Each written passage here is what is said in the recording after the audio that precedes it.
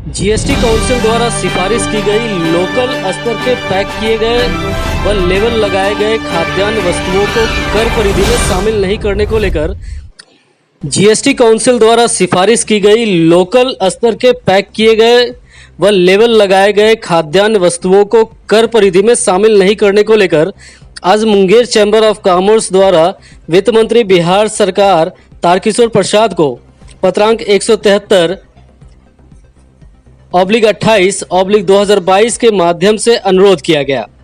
इस संबंध में मुंगेर चैम्बर ऑफ कॉमर्स के सचिव रविशंकर प्रसाद की गुप्त न्यूज के साथ हुई खास बात। जीएसटी काउंसिल द्वारा सिफारिश की गई लोकल स्तर के पैक किए गए व लेबल लगाए गए खाद्यान्न वस्तुओं को कर परिधि में शामिल किया जा रहा है। इस संबंध में आज मुंगेर चैम्बर ऑफ कॉमर्स की ओर से एक पत्र तारकिशोर प्रसाद वित्त मंत्री बिहार सरकार पटना को भेजा जा रहा है। इस संबंध में बात करने के लिए हमारे साथ रविशंकर प्रसाद सचिव मुंगेर चैम्बर ऑफ कॉमर्स मौजूद हैं। क्या कहना चाहेंगे इस पर आप?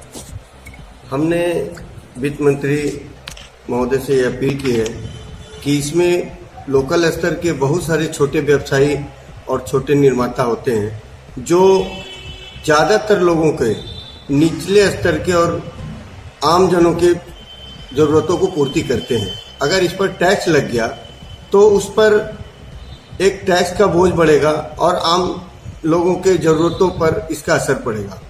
तो इसीलिए हमने आज एक प्रेस विज्ञप्ति हमारे अध्यक्ष श्री कृष्ण कुमार अग्रवाल जी के साथ हमने मिलकर एक पत्र बना के दिया है और उनसे अपील किया है कि इस पर ये जो टैक्स जो का सिफारिश किया गया है जीएसटी कमेटी का, तो उसको इस पर लागू नहीं किया जाए, क्योंकि 85% जनता इस पर निर्भर है और जो बड़े ब्रांड के जो व्यापारी हैं, निर्माता हैं, तो वो बड़े लोगों के और मध्यम वर्गीय लोगों के 15% जरूरतों को पूरा करती है, लेकिन 85% जिसमें निचले गरीब स्तर के, मध्यम वर्ग के बहुत सारे व्यवसायी हैं, सारे आम जनता है, जिनको अतिरिक्त बोझ पड़ेगा और फिर से महंगाई का एक नया एक सिलसिला चालू होगा। तो हमने इसलिए अपील की है कि उनको कि इस पर ये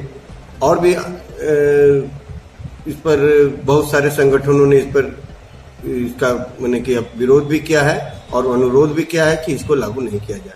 तो हम व्यवसायी के एक व्यावसायिक संस्था होने के नाते ये मेरा भी अनुरोध हमने उनको किया है और उम्मीद है कि वो इसको सुनेंगे और इस पर विचार करके इस पर लागू, इसको कर परिधि से बाहर रखेंगे।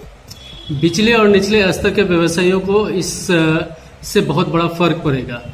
अगर सरकार फिर भी नहीं मानती है तो ऐसी स्थिति में क्या करें? पहले तो हमने अनुरोध किया है कि सरकार इस पर मान ले और जनता के हित में ये सरकार काम कर रही है। बहुत सारे काम इन्होंने जनता के हित में किया है, तो हम भी चाहेंगे कि ये एक बार हमारा काम है अपील करना और इसके बाद फिर हम अगर ये लागू होता है या नहीं होता है तो उनके निर्णय पर है।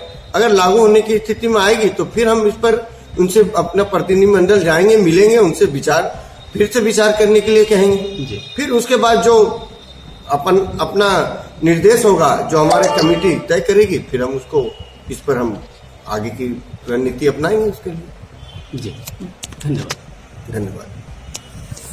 ठीक है ना।